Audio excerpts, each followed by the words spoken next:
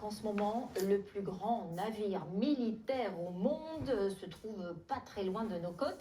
Il vient de passer au large de l'Orient.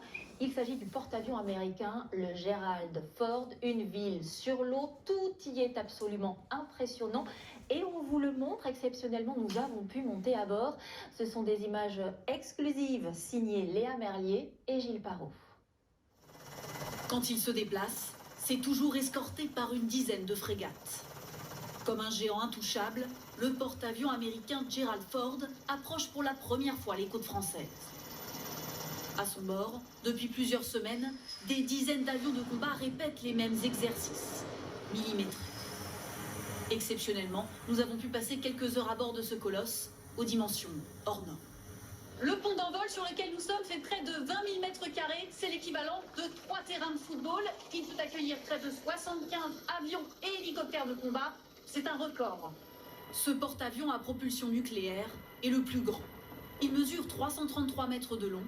À 3 mètres près, la taille de la tour Eiffel. Sur le pont, la technique est unique au monde. Ce rail permet de catapulter les avions de chasse à plus de 260 km/h à l'aide d'un champ magnétique. Ici, pilotes américains, allemands, danois ou encore français participent ensemble à un programme d'entraînement de l'OTAN. Si en surface les décollages successifs impressionnent, à l'intérieur, c'est un labyrinthe que nous découvrons. Ok, suivez-moi. Des kilomètres de couloirs et d'escaliers. C'est une ville flottante habitée par 4600 personnes. Côté logistique, les cuisines du navire produisent près de 15 000 repas par jour. Ophtalmologues, dentistes, chirurgiens, tout est fait pour que l'équipage ait accès aux meilleurs soins. Un confort qui étonne le capitaine lui-même. Je pense que ce qui m'a le plus surpris, c'est la différence de qualité de vie. Désormais, nos officiers vivent dans de vraies chambres. Et comparé aux anciens navires, il y a beaucoup plus d'équipements électroniques et électriques.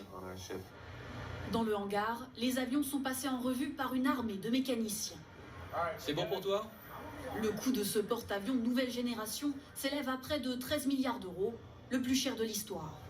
Le prix à payer pour le doter des technologies les plus avancées. Le porte-avions dispose de 23 nouvelles technologies, notamment un nouveau système radar embarqué.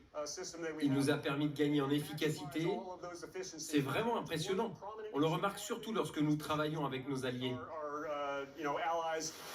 Lors de notre visite, l'amiral aura longuement détaillé les différentes innovations du porte-avions.